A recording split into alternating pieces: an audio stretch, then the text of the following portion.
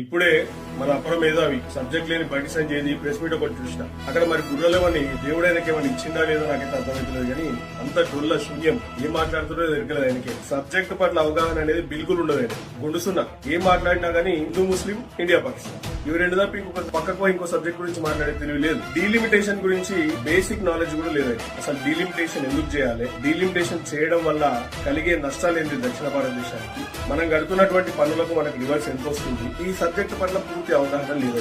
నిన్న దక్షిణ భారతదేశ రాష్ట్రాలందరూ కూడా తమిళనాడు ముఖ్యమంత్రి గారు పిలిస్తే అక్కడ ముఖ్యమంత్రులు తర్వాత వివిధ పార్టీల నాయకులు వెళ్లి కలిసి వాళ్ళ అభిప్రాయాలు పార్టీల అభిప్రాయాలు తెలియజేసి దీనికి వశపడతలేదు. ఏదో ఒకటి మాట్లాడాలి, ఇప్పుడు బట్టగాల్సి మీదేయాలి అని చెప్పేసి సొల్లుపురాన్ని మాట్లాడారు. దాని తర్వాత ఇంకేదో మాట్లాడబోయి ఏదో దొంగ నోట్లు కొట్టించే ప్రింటింగ్ ప్రెస్ ఉందంట బీదర్లా కేసీఆర్ గారికి. దొంగ నోట్లు కొట్టించే వ్యక్తి అని చెప్పేసి చిల్లర చీప్ చౌకబార్ కామెంట్. బేసికల్ గా ఆయన కేంద్ర మంత్రి అన్న విషయం కూడా ఆయన గుర్తుండదు ఒక్కోసారి. ఎందుకంటే మట్టి బుర్ర కదా, ఏం లేదన్న.